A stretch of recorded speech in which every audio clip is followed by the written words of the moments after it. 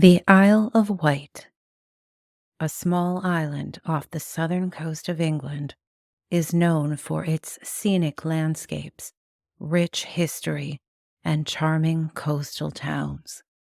But beneath its tranquil surface lies a tapestry of strange and unexplained phenomena that have intrigued and perplexed locals and visitors alike for centuries. Araton Manor is an historic manor house on the Isle, dating back to the 12th century and renowned for its ghostly residents.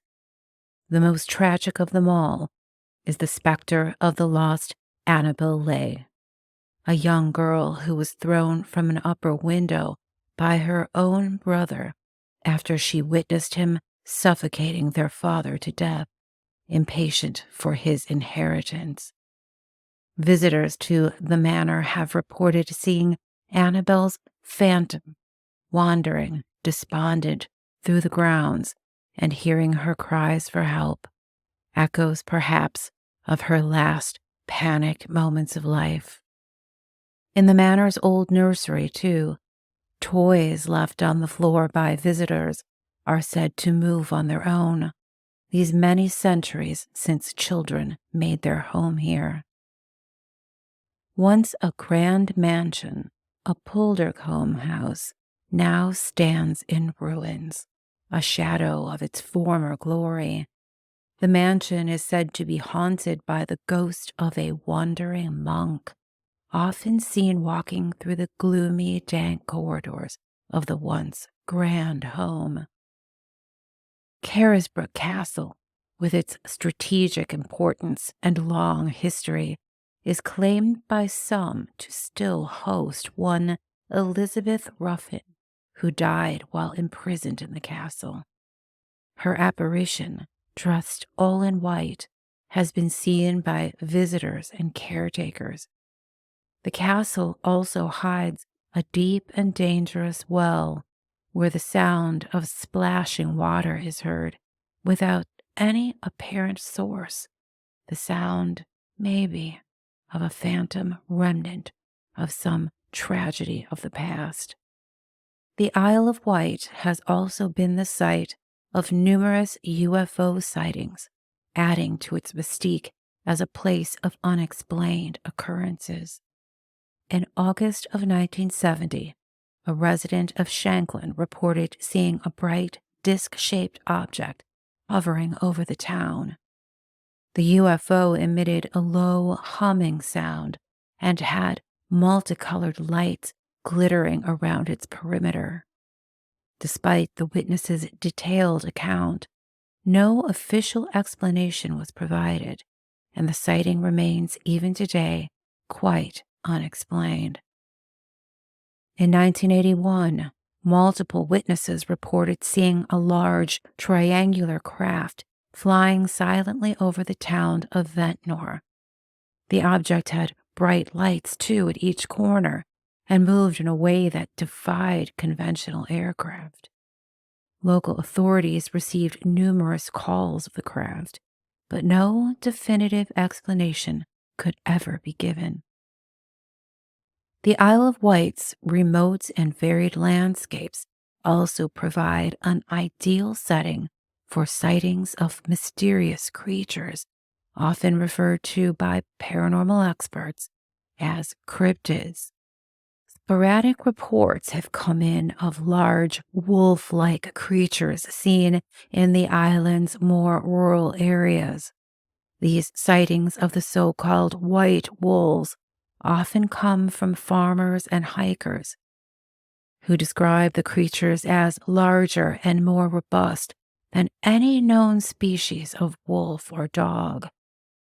Despite investigations, no concrete evidence has been found to support the claims of witnesses. In the 19th century, there were reports of a creature resembling a merman sighted off the coast of Bonchurch. Descriptions varied, but witnesses claimed the creature had a human-like upper body with scales and a fish-like body below. Some of the most intriguing phenomena reported on the Isle of Wight involve time slips and other anomalous events that challenge our understanding of reality. In the 1980s, several people reported experiencing a sudden shift in their surroundings while walking through the village of Gatcombe.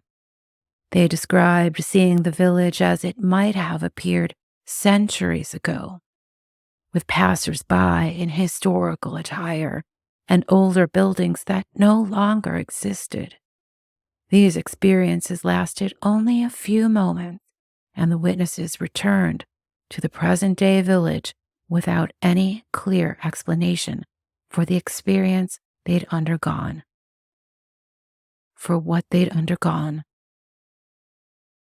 A couple visiting the town of Ryde in the late 1970s reported an experience that seemed to transport them, too, back in time. As they walked through the town, they noticed that the shops and people appeared to be from the 1940s. After a few minutes, the scene abruptly shifted back to the present day. This incident is one of several reported time slips on the island. In addition, the Isle of Wight has been the site of various natural anomalies that have baffled scientists and researchers. In 1857, the island experienced a peculiar weather event known as blood rain, where red-tinted rain fell from the sky. Samples of the rain were analyzed, and it was determined that the red color came from microscopic algae.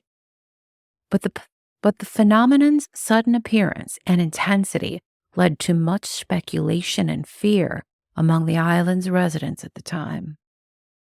In 2014, a local resident captured a photograph of what appeared to be a pterosaur, a prehistoric flying reptile near the cliffs of Shanklin. While some skeptics suggested the image was a hoax or perhaps a misidentified bird, others believe it could be evidence of a surviving ancient creature or of an interdimensional anomaly. The wealth of unexplained phenomena on the Isle of Wight dazzles the curious mind. Yet even here, in the midst of the isle's vast compendium of paranormal lore, one story towers above most others, not only here, but in the grand library of the world's supernatural occurrences. It's the story of two young children, a peculiar being, and a series of inexplicable events that continue to baffle all who hear the story told. The account begins on a seemingly ordinary day in May of 1973. Two children, a boy and a girl, were on holiday with their families on the Isle of Wight.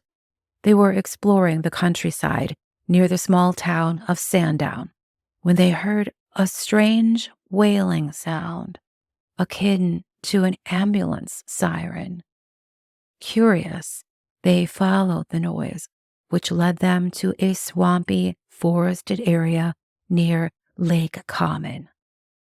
As the children approached, they spotted a bizarre figure emerging from a metallic hut.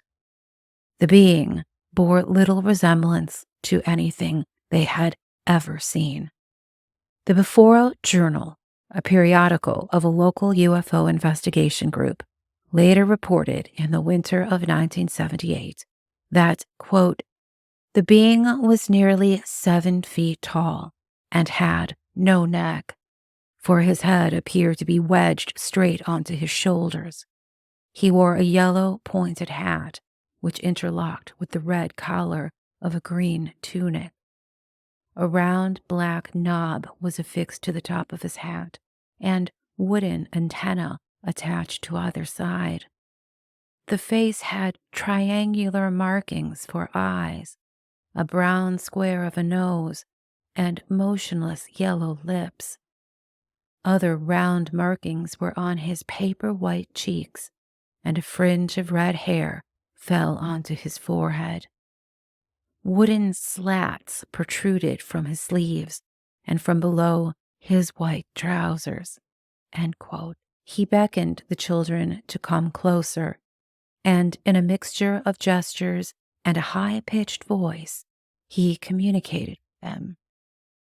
He was difficult to understand at times because his lips didn't move, but he introduced himself to the children, saying, "I am all colors Sam." Sam went on to question the children, and they responded with answers and questions of their own. In particular, the children were curious about the being's skin, white as a piece of paper. And so they asked him if he was a man. When the creature replied no, they asked if he was a ghost. The being replied, "Well, not really, but I am in an odd sort of way." The children pressed him, "What are you then?" But Sam only smiled and replied slyly, "You know," without elaborating further. Then, just a few moments after having given the name of Sam, he said he had no name, and then he sketched what he said was another being like him, drawing a figure with similar features. After these exchanges, the being invited the children to see where he lived. The children followed Sam to a box-like cabin that seemed to be made of metal. The being crawled inside through a flap on the outside wall like a pet door, and the little ones followed behind. Inside, the being removed his hat to reveal round white ears and sparse brown hair. The children recalled the structure as having 2 levels and a wall that was papered in blue and green, covered with a pattern of dials. Simple wooden furniture was placed around the space, which was heated by an electric heater. The being told the children he also had a home on the mainland of the UK, but he wouldn't tell them exactly where it was. And then the creature had a bite to eat. The children would later recall the manner in which the being consumed some berries on the table.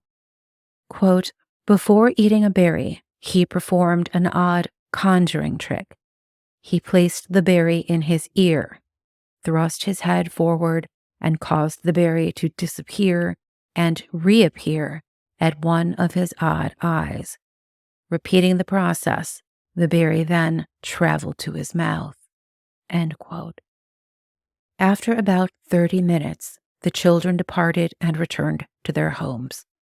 Their story was met largely with disbelief from their parents, except for the girl's father. It would later be revealed that prior to his daughter's inexplicable adventure, he had experienced encounters with UFOs. 3 years prior, in the fall of 1970, he had been driving towards the town of St. Helens while on his way to the house of a friend. In the sky above an adjacent field, he saw what seemed to be a large aircraft filled with light skimming over the marshes along the River Yar. Pulling off the road to get a closer look, he was able to see what he described as a ring of 7 or more lights, each of them a large and clearly defined sphere, like a bright red cherry, with turquoise and white lights between them. The craft, he said, made no sound at all. He began signaling to the strange craft with a flashlight he kept in his car. Once back inside and on his way again, he found the craft following him. It tailed him, in fact, all the way to his destination, where his friend also witnessed the spectacle it made, darting in and out of the treetops as if playing hide and seek. The end of that episode wasn't the end of his encounters. He continued thereafter to see balls of light in the skies during future excursions in his car or outside of his house. They too seemed to follow him. Then, 2 years later, in the spring of 1972, he was boating off the Isle when he found himself beside a towering cliff at Compton Bay. He'd been brought there, he said, by the force of some underwater craft that had carried him there. Sitting at the base of the cliff, marveling at what was happening, he then saw two yellow lights just under the water, about 100 feet away, that looked, he remarked, like the eyes of some horrible sea monster. After hearing his daughter's story, her father ventured out to the area where the children had reported their run-in with the being named Sam. But though he retraced their steps exactly, no sign of the being or his metal shack could be found. Years later, investigators would point out metal military buildings nearby, leading some to wonder if some kind of bizarre military experiment had been done on the children, perhaps one that left behind so-called screen memories of an ordeal surely much worse than the one they'd reported. These theories, evocative of the legends of MK Ultra and other mind control projects, are certainly fodder for the imagination. The story of Sam the Sandown Clown has since become a subject of intense debate and analysis among paranormal researchers.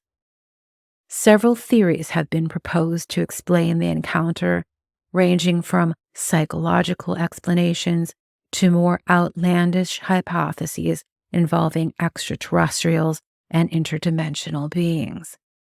Some skeptics argue that the encounter could be the result of a shared hallucination or a vivid dream experienced by the children. After all, the human mind, especially that of a child, is capable of producing extraordinarily detailed and imaginative scenarios, particularly when influenced by external stimuli such as stories or media. Another possibility is that the children encountered an unusual but terrestrial entity, perhaps a human being in a costume or a mentally ill individual living in isolation. The children's interpretation of the encounter might have been influenced by their young age and active imaginations, leading to the embellishment of certain details. Though this explanation doesn't explain the lack of any physical evidence of the being, or in particular, of its strange metallic home. For those inclined to believe in extraterrestrial phenomena, the being's peculiar appearance and behavior suggest he could have been an alien visitor. As we've learned, the Isle of Wight has a history of UFO sightings, and some researchers speculate that the Sandown being could have been a scout or observer from another world sent to study human behavior and environment. In studying the story of Sam, one researcher on the Curious Archive was reminded of the Men in Black visits that have peppered the history of ufology since the 1940s. One such MIB showed up at the home of a Dr. Herbert Hopkins in New England during a time when he was researching UFOs. He later told an NBC radio host, quote, "This character was as bald as an egg. He didn't even have eyebrows or eyelashes. It looked like he had smooth, plastic skin, like a doll, except that it was dead white in color. His lips were a brilliant ruby red, and he spoke in an expressionless, monotone, scanning speech. He constructed no phrases or sentences, just a sequence of words evenly spaced. His voice was completely passive, with no inflection or intonation, as if you were hearing it from a machine that could talk. Then I could see that his mouth was a perfectly straight slit. Apparently, he did not have what we call lips, so the lipstick was put on as a decoy. His mouth was more like a ventriloquist dummy. Dr. Hopkins' description of his visitor was oddly evocative of the description of the Sandown being's manner of speech. The children had recalled that his lips hadn't moved when he spoke, making it difficult for them to understand him. A more esoteric theory posits that Sam might be an interdimensional entity, capable of traversing different realms of existence. This theory aligns with certain interpretations of quantum mechanics and string theory, which suggest the possibility of multiple dimensions beyond our perceptual capabilities. It also aligns with other, much older theories of the unexplained, supernatural theories. Indeed, for me, there was one part of this story that stood out: the statement of the being that it was all colors. This claim reminded me more than a little of the famed Pied Piper of Hamelin, a story we will be looking at in great depth a little down the road on a future episode. In that story, believed by most to have a strong element of truth to it, the piper who arrived in Hamelin, Germany to remove the rats and who later abducted all of the village children was dressed in colorful clothing described as pied, probably a sort of colorful patchwork.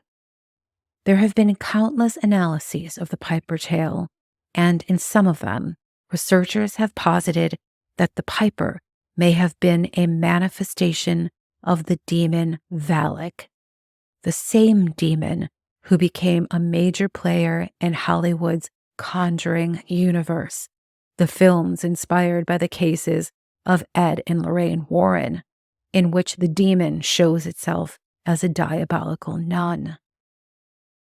In addition, the children were first alerted to the presence of the Sandown being by a high-pitched wailing sound, more than a little evocative of the call of the Hamelin piper's instrument. Finally, I noticed that the Sandown creature held a strong and definite allure for the children, who willingly followed into possible danger where no late 20th century child would likely have followed.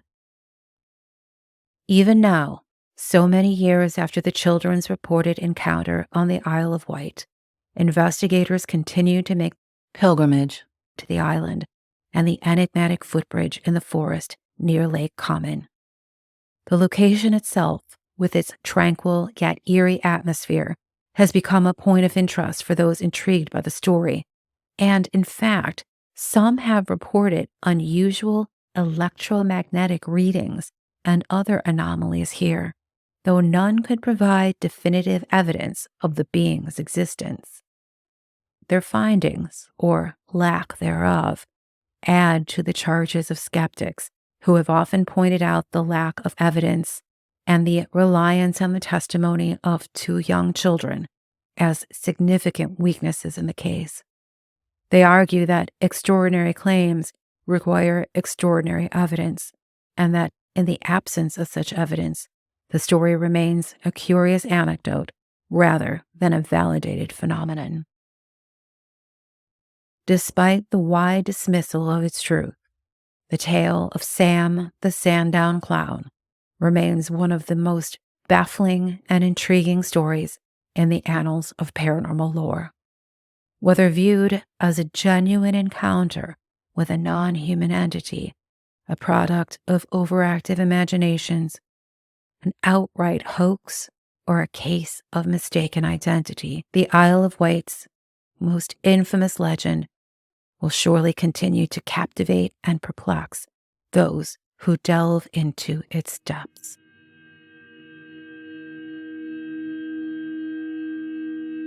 This is Ursula Bielski. Thank you so much for being here with me for this episode of The Ghostlorist. It means so much to me that you are here to listen to my stories and to support my work. Please, if you don't mind while you're here, down in the comments, please let me know what stories you'd like me to research and talk about on this channel, whether they are well known stories of ghosts, hauntings, and the unexplained, or maybe something a little more unknown, perhaps from your corner of the world.